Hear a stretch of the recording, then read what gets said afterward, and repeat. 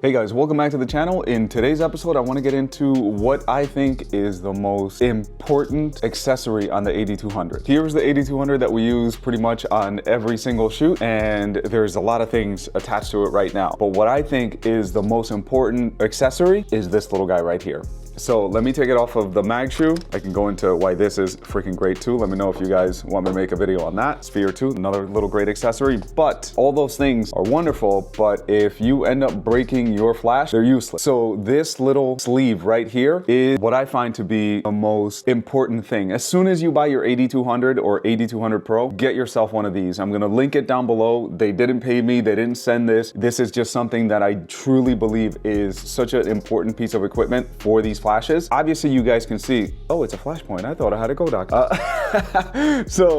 Obviously that's how long it's been. As soon as I get them, I put the sleeve on and I forget about it. I don't ever take it off. There's no reason to take it off except to show you guys right here. Just think about it this way, guys. If your AD200 is like this and it falls back onto anything, there's nothing protecting this screen right here. This screen is done for. And I know multiple cases. One of our photographers, he left his flashes, his AD200s in his carrying bag for his lighting stance. And because things were bumping around, it ended up cracking the screen. With this, the reason I like this sleeve over the small little silicone sleeve that you can buy is that it has about a ½ an inch, I would say, behind the screen that's actually protecting. So once you slide it on, and right now it's a little bit annoying because we got this little piece right here from the mag shoe, but when you don't have that on yet, it's a little bit easier, but I mean, you just kind of move it over. So you slide it on right there, and then you see right there, there's a good, maybe a ½ inch of rubber in the back. So if it falls, it's being protected. It's not hitting the direct glass. That's the reason that I definitely prefer this one. Even though you have a sleeve on it, everything is still very accessible. So if you wanted to remove the head and change it to something else like we did, we changed it to this head. I'll explain to you guys why I like this head better. I'll make another video for that. I'll give you guys a little clue. So you can remove the head. You can also take the battery out pretty easily. So you just hit that, pull it out, you're good to go. And another side tip, we always label our batteries. So if there's a battery that's failing, we know which one is giving us an issue. So if one of them's dying quicker, or there was one battery that we would put in and every single time you would turn the flash on, it would automatically go to full power, which was really annoying. No matter what you set it on your transmitter, it would set it to full power. And then once it popped, then it went back to normal.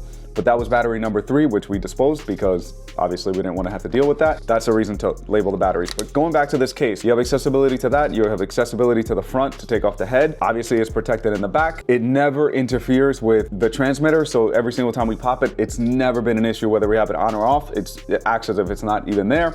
In case you guys were wondering, accessibility in the back is all there. So you can change groups or whatever you may be, test it, whatever. And also like with this head, like I was showing you guys before, you can turn the LED light on. So 1, 2, 3. And then obviously it still exposes the bottom so you can put it onto your umbrella brackets or mag shoe or whatever the case may be. The only modification we did have to do to this case is actually, you know what? It's been so long since I've done it. The only 2 modifications that we've had to do to this case is one right here where we cut it open a little bit so the accessibility to the battery is a little bit easier.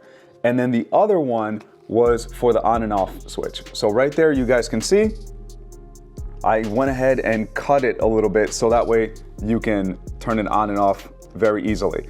When it came from the factory, the sleeve, you can kind of see where I cut it, and it was a little too tight, so you have to use your fingernails, and sometimes it was just annoying, so I just went in with a pair of scissors, cut it just a little bit, and good to go. So I can't stress enough how important it is to get this little sleeve. It's I think like $7 or something like that. And when you're talking about a $250 or $300 piece of equipment that you're gonna be using a lot, $7 for that is a great deal. What I would recommend to you guys is getting different colors. So for me, I have red for the front, so I know this is my main flash. This is always A. Our assistants know that red is A. And then I put a blue one on B, which is our back flash. Obviously B, blue. We try to make things as easy as possible for our assistants, so that way it just makes life a lot easier. Get different colors. I think that's a smart idea. And protect your equipment, guys.